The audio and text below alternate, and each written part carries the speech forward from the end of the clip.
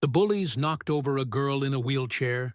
30 minutes later, a black girl defeated them in front of the whole school. It was a breezy Thursday morning at Jefferson Middle School in Birmingham, Alabama. The sun rose steady and bright, casting long shadows over the worn asphalt of the parking lot, where school buses groaned to a halt. Students poured out in a familiar rush, buzzing with conversations, clutching phones, backpacks slung low, and eyes scanning for their friends. It was the usual organized chaos of the first bell. But for 13-year-old Trinity Hayes, the day didn't start with chatter or confidence. She sat quietly by the flagpole, watching as students moved around her like she was furniture. Trinity was small for her age, soft-spoken, and used to being overlooked until she wasn't. She was also one of only 3 students at Jefferson who used a wheelchair. Born with spinoipida, Trinity had never known a life without wheels under her, but that never kept her from smiling. Hearies were bright, her answers in class always thoughtful, and she had a laugh that could warm a room. Still, that didn't stop kids like Camden Brooks from treating her like she was less than Camden, 8th grade linebacker, tall, smug, and from a family whose name was etched into the school gym. Didn't like people who didn't fit the mold. He didn't say it out loud. He didn't have to.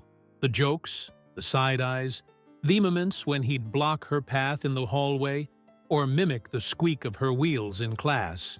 That said, enough. That morning, Trinity was trying to get into the school when it happened.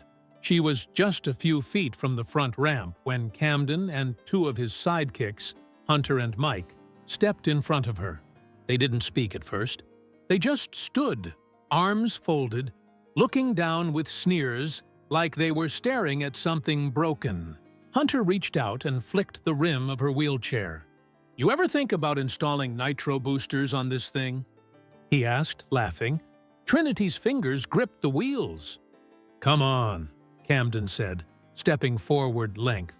"Let's clear a path." But instead of stepping aside, he bent down and grabbed the front of her chair. In one motion, he tilted it backward just enough to send her flailing. Trinity's arms shot out, trying to brace herself as the chair teetered and fell. She landed on her side with a thud that seemed to pause the whole front entrance. For a second, the world held its breath. Then came the laughter.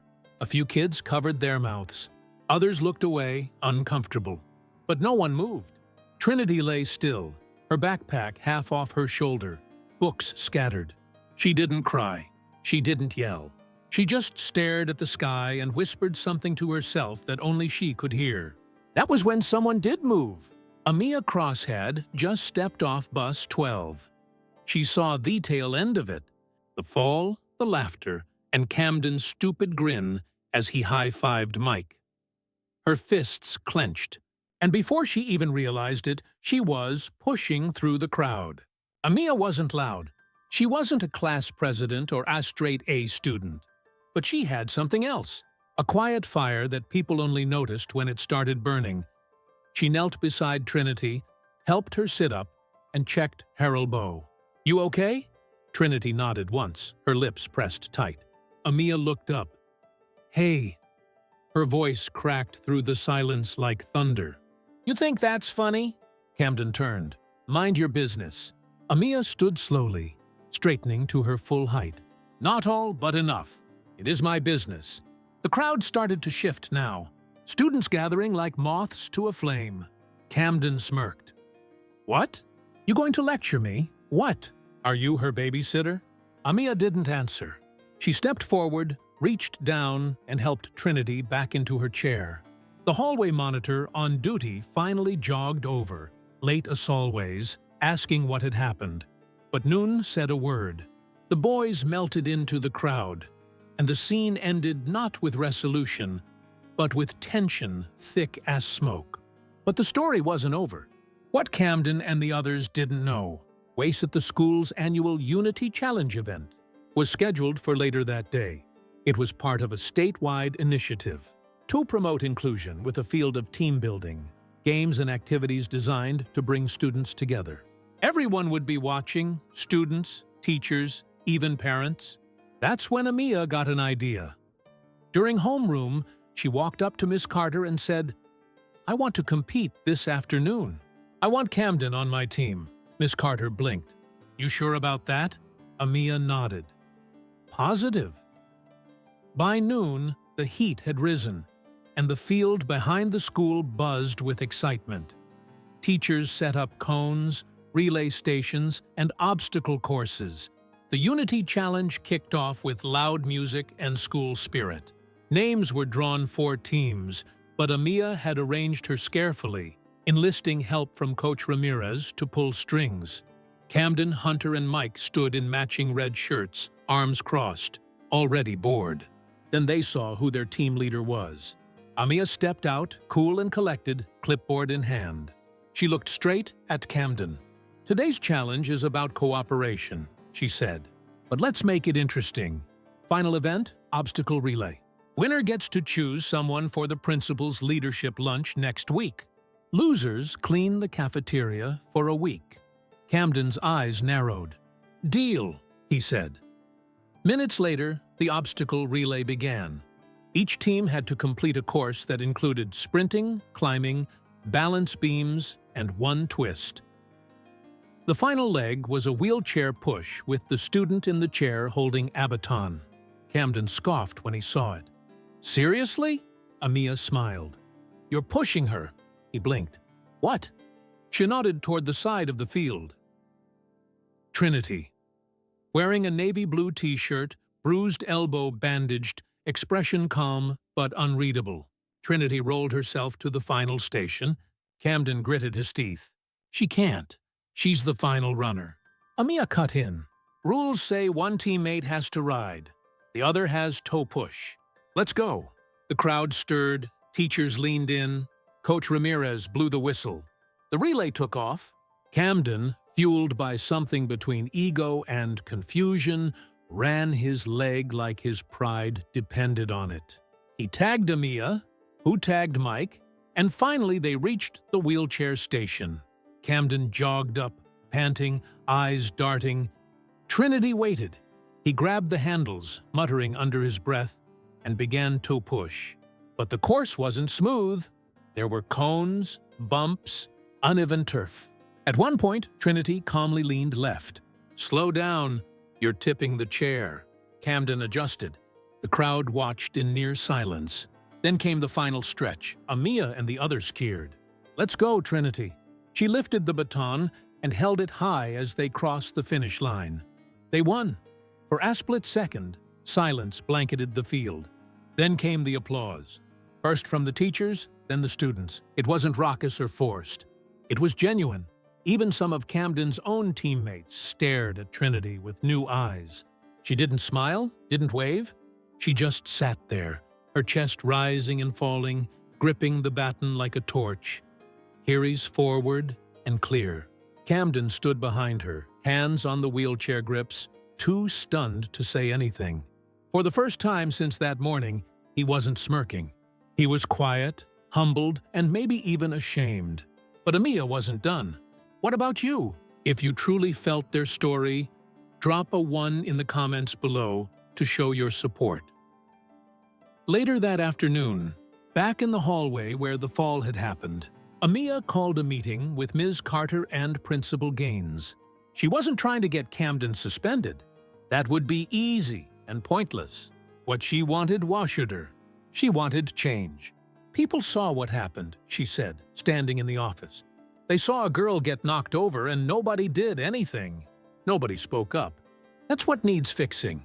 Principal Gaines, a stocky graying man who had worked at Jefferson for nearly 2 decades, leaned forward, listening carefully. "What do you propose, Ms. Cross?" Amia exhaled slowly. "Give us 10 minutes at tomorrow's assembly. Let Trinity and I speak. Let us show them what it means to stand for someone else." The next morning, the school filed into the gym for the monthly Character Counts assembly. It was the usual routine. Announcements, student of the month, a speech from a teacher. Most kids barely listened. But then, Principal Gaines took the mic and cleared his throat. Before we wrap up, two students have something they'd like to share. A murmurin' through the bleachers. Amia and Trinity rolled out onto the court together. A hush fell. Trinity parked her chair near the center. Amia stood beside her, the microphone in hand. "Most of you saw what happened yesterday," Amia began, her voice steady. "Some of you laughed, some looked away, and some of you just didn't care. But here's the thing. Trinity didn't fall because she's in a wheelchair. She fell because someone thought it was okay to make her feel small." The room was dead quiet. The teachers looked tense, uncertain of where this was going. "We talk a lot about inclusion here," she continued. "We hang posters about kindness, but that doesn't mean much if we can't speak up when it counts." She glanced at Trinity, who took the mic next. "Sishnei. My name is Trinity Hayes," she said softly, but the mic carried her words across the bleachers. "How sachanstein twermday. I've been in a chair my whole life, and most days, I don't think about it. But yesterday, I was reminded of what some people still see when they look at me. Weakness, a target, something to laugh at." Her voice cracked just slightly, but she kept going. "But here's what they didn't see. They didn't see the miles I've pushed through physical therapy. They didn't see my mom, who works 2 jobs to pay for my braces and repairs. They didn't see the nights I spent learning how to get up by myself after a fall." She paused, her gaze sweeping the bleachers. "What they saw was a girl in a chair. But what I want you to see now is a girl who got back up." The silence that followed wasn't awkward. It was thick with emotion. A few kids shifted in their seats. 1 or 2 clapped quietly. Then more joined in until nearly the whole gym was applauding, not out of pity, but respect. After the assembly, Camden found himself walking alone through the hallway. He'd never been ignored at this school. Not once. But now eyes followed him with something new. Not fear, not admiration, just recognition. Like the mask had fallen. He didn't see Amia until he turned the corner near the library. She was sitting with Trinity, the two of them laughing softly over a book. For a moment, he considered walking the other way, but instead he walked up slowly. He started scratching the back of his neck. "I didn't mean for things to go that far. I was just messing around. I didn't think Amia didn't blink." "You didn't think? That's the only part of that sentence that matters." Camden opened his mouth, then closed it. He turned to Trinity. "I'm sorry, for real. I was being a jerk." Trinity looked up at him, her face unreadable. "I forgive you," she said finally. "But I don't need you to be sorry. I need you to do better." Camden nodded awkwardly. "Yeah, okay." He turned to leave, then paused. "If you ever want help fixing that wheel, I'm pretty good with tools." Trinity gave a small shrug. "We'll see." By the end of the week, something had shifted at Jefferson. It wasn't magic. It wasn't overnight. But the hallway felt different. A few more students stopped to hold open doors for Trinity. More kids started joining Amia and Trinity at lunch. Teachers began weaving conversations about accessibility and inclusion into their classes. Principal Gaines scheduled a new monthly forum called The Circle, a space where students could talk openly about what they faced, what they feared, and how the school could do better. Trinity and Amia were the first to speak at the inaugural meeting. Camden showed up too. He didn't speak. Not yet. But he listened. That spring, Jefferson Middle School won a state award for inclusive programming. But to Trinity, the real award came quietly. One morning in April, when she wheeled into the lunchroom and found her favorite table already, reserved with a small handmade sign taped to the chair, reserved for Trinity and Co. She smiled. Not because she needed a seat, but because finally, people saw her as more than a girl in a wheelchair. She was Trinity, and she had risen. Summer came early that year in Birmingham, the air thick with the scent of cut grass and honeysuckle, the heat rising off sidewalks in shimmering waves. Trinity's days became filled with year-end testing, class picnics, and preparations for the middle school's spring talent showcase, a beloved Jefferson tradition where students from every grade displayed their creativity. There were always dancers, singers, comedians. But this year, something different stirred beneath the surface. The school wasn't just wrapping up a semester, it was closing a chapter. And at the heart of that change were two girls who had quietly, and without asking for permission, rewritten what strength looked like. Amia suggested they do something together for the showcase. Trinity hesitated at first. Performing on stage was something she'd never imagined herself doing. Not in front of the entire school. What would we even do? She asked one afternoon as they sat under the magnolia tree near the track field. Spoken word. Amia said, "You write all the time. That poem you showed me about the sky, that was fire." Trinity shook her head. "That was just for me." Amia tilted her head. "Maybe. But maybe someone else needs to hear it, too." They spent 2 weeks after school, in the library, crafting their piece. They wrote about being seen and unseen, about rolling down hallways while others walked by pretending not to notice. They wrote about voices that didn't yell but still shook walls. Amia brought rhythm, fire, movement. Trinity brought silence, grace, power. The day of the showcase arrived and students packed the gymnasium in a blur of glitter sneakers and nervous energy. Parents sat along the back wall, many holding phones ready to record. Mr. Hargrove, the drama teacher, adjusted the mic stand between acts, calling names like an MC at a county fair. When he said, "Next up, we've got Amia Cross and Trinity Hayes with an original spoken word performance." A ripple moved through the crowd. Amia stepped out first, eyes scanning the audience, lips tight with focus. Trinity wheeled behind her, back straight, hands folded in her lap. They positioned themselves center court, facing the crowd. Then Amia started, her voice clear and bold. "They told me quiet girls don't start revolutions. That silence was softness. That stillness was weakness. But I've seen storms in still water, and I've watched thunder roll in on wheels." Trinity picked up the thread without pause, her voice softer, but no less commanding. "I've been invisible and unavoidable. I've been a punchline and a question mark. But now I am the period at the end of your assumptions." Their words laced back and forth, a call and response, a duet not of melody, but of truth. The gym wassalant, the kind of silence that felt earned, not forced, not a cough, not a phone buzz, just the echo of two girls taking up space fully, unapologetically. When it ended, there was no instant eruption, just a beat, a breath. Then, thunderous applause. Trinity's mother stood near the back, hands over her mouth, eyes brimming with pride. Even Principal Gaines wiped the corner of his eye with his sleeve. Camden, sitting with his younger brother near the bleachers, didn't clap right away. He just watched as Trinity wheeled off stage with Amia beside her, both of them laughing, relaxed, whole. He turned to his brother, a 6th grader with the same square jaw and stubborn streak. "You see that Mauer sword?" Massus boy nodded. "That was cool."